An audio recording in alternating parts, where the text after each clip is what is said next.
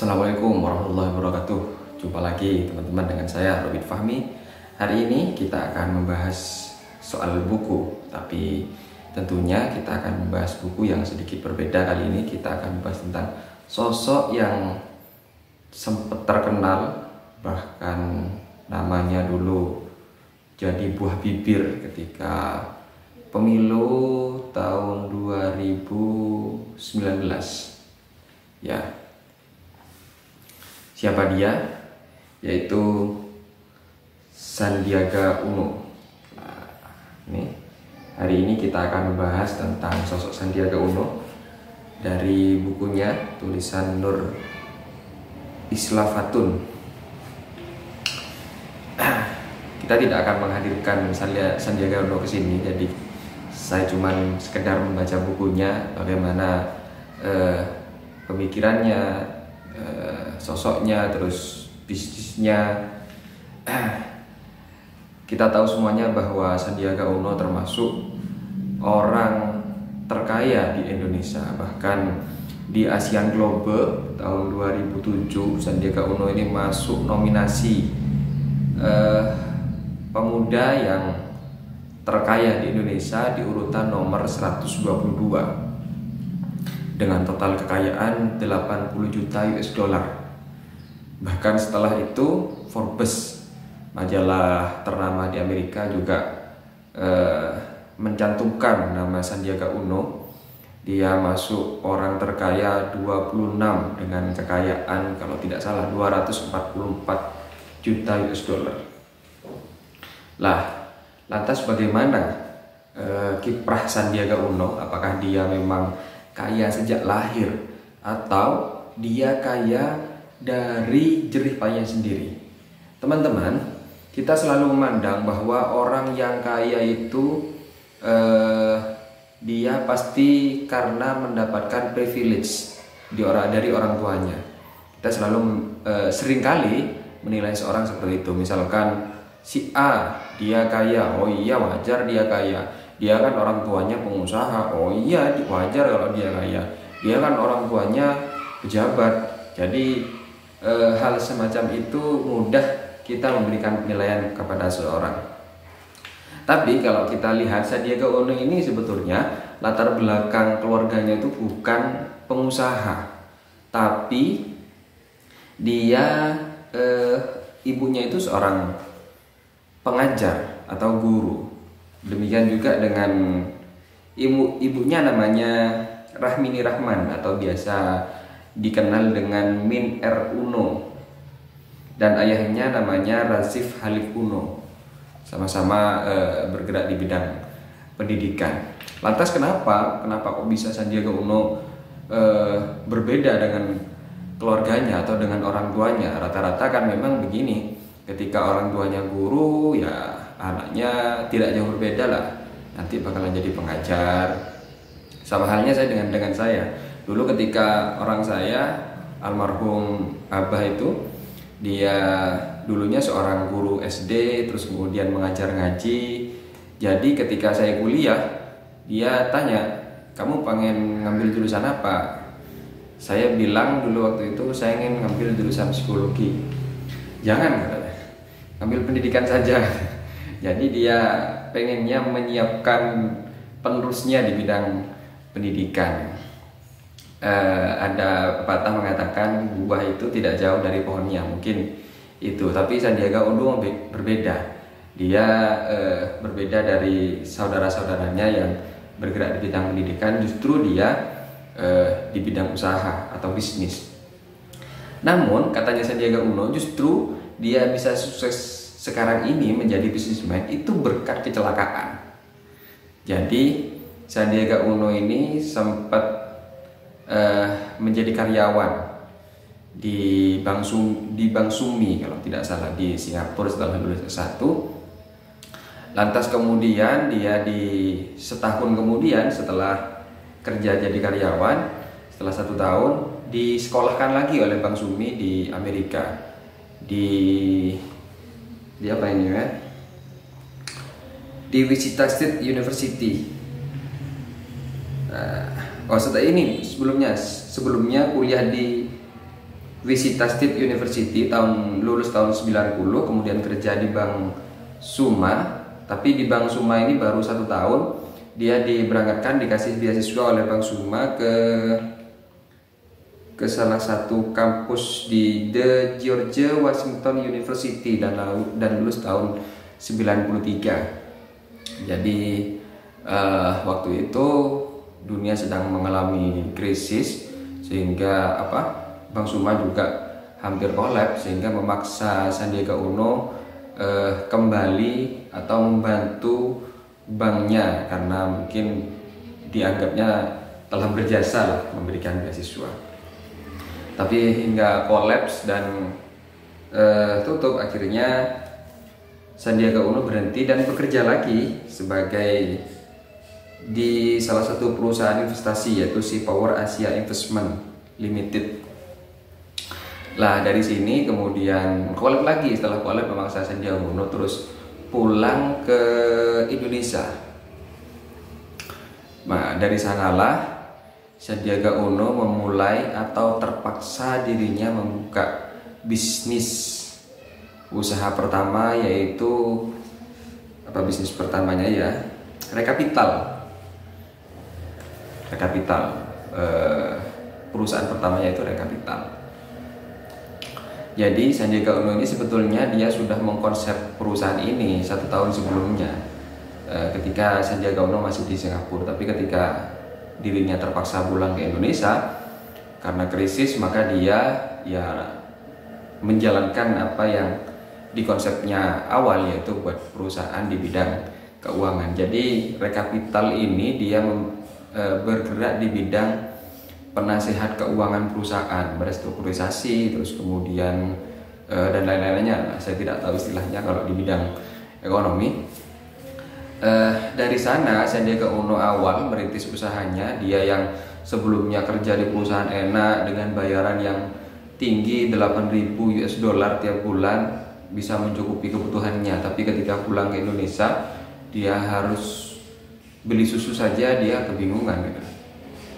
Dia mendirikan bisnis ini, perusahaan ini dengan teman SMA-nya, terus kemudian dia mendapatkan urunan lah, mendapatkan pinjaman dari saudara, terus dari koneksinya. Dia membuka perusahaan pertama itu kantor, bukan yang dijadikan kantor itu dulu bekas tempat modeling agensi. Jadi makanya karpetnya itu pink dan juga ruangannya itu banyak kacanya. Dan karyawannya cuma 3 orang. Bahkan perusahaan ini yang didirikan ini 6 bulan sempat tidak mendapatkan klien sama sekali. Apa yang menjadikan Sandiaga Uno tetap optimis bahwa perusahaannya itu akan besar?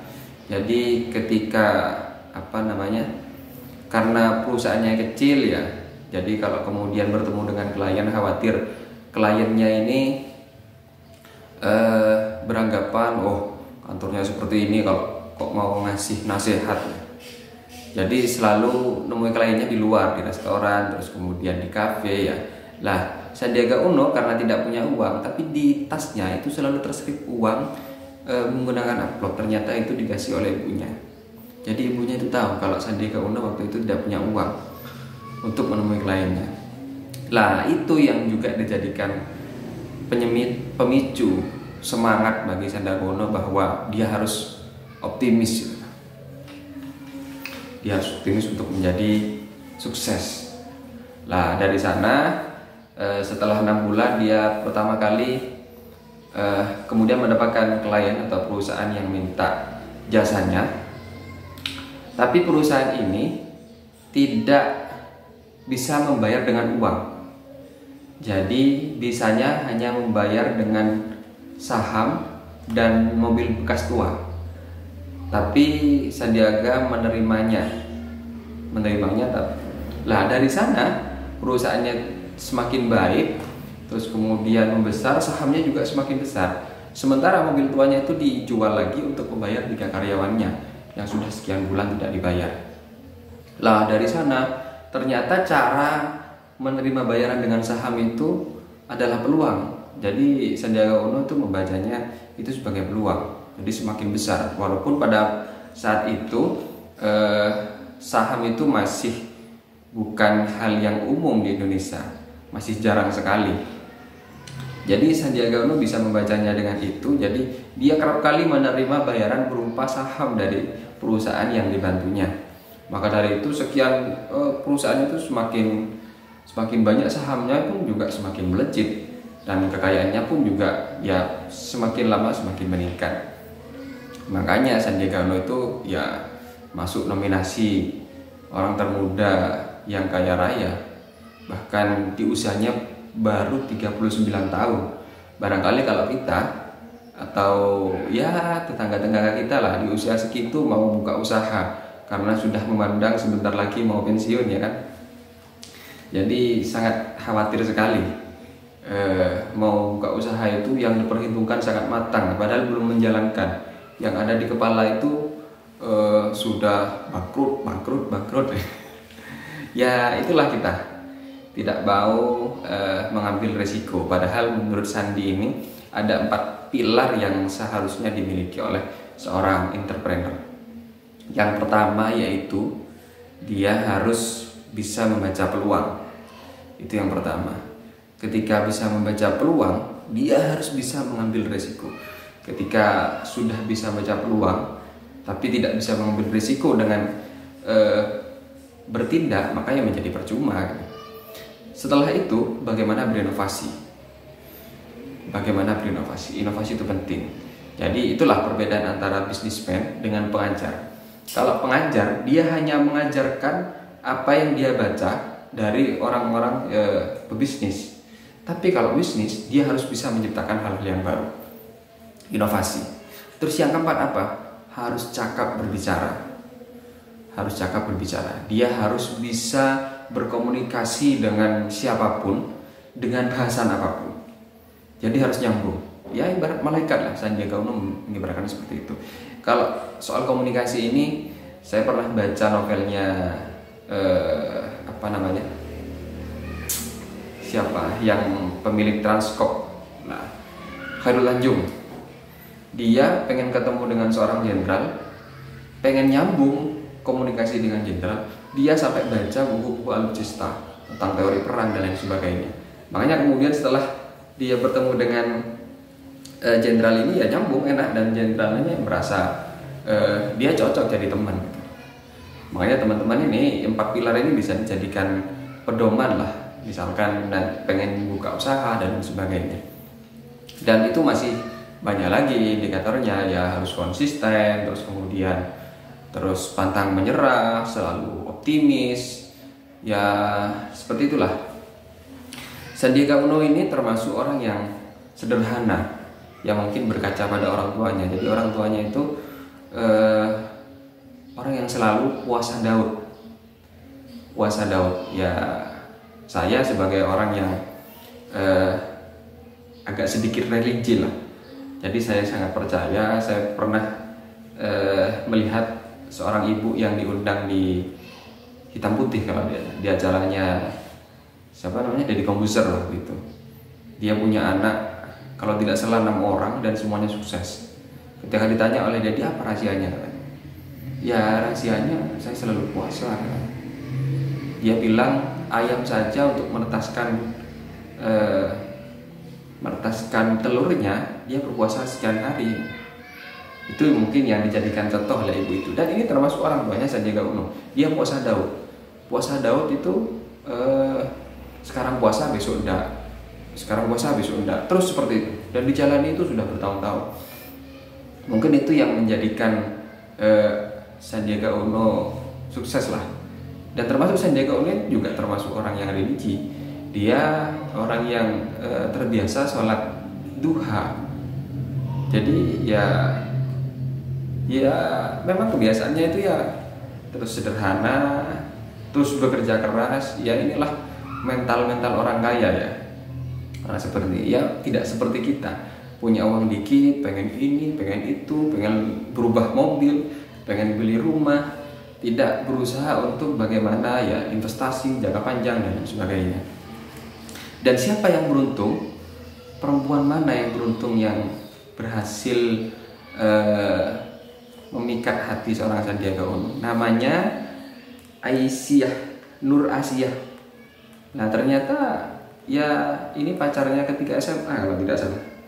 Dan dia punya, Sandiaga Uno punya 2 anak, namanya Atira dan Amira Atifah. Jadi begitulah keluarga Sandiaga Uno. Sandiaga Uno lahiran Pekanbaru tahun 69, 28 Juni. Sementara istrinya ini asli orang Betawi, orang Jakarta. Lantas di mana? Kalau saya rasa sudah selesai lah kalau bahas tentang buku ini, tidak terlalu panjang lebar. Lantas bagaimana peran Sandiaga Uno sekarang? Bagaimana langkahnya ke depan? Saya rasa seorang businessman, dia punya banyak opsi bagaimana caranya dia memandang masa depan. Walaupun hari ini namanya tidak lagi masuk bursa di pencapresan, ya kemungkinan besar dia sudah punya langkah-langkah konkret bagaimana memandang masa depan seandainya dia ingin terus cemerlang di karir politiknya. Ya itulah teman-teman, sedikit pembahasan tentang bagaimana sosok Sandiaga Uno sekarang yang sudah punya gurita bisnis. Ini bisa dijadikan contoh dan teladan bagi kita yang ingin memulai bisnis dan ingin konsisten di dunia bisnis. Itu saja dari saya. Sekian, kurang lebihnya mohon maaf. Assalamualaikum warahmatullahi wabarakatuh.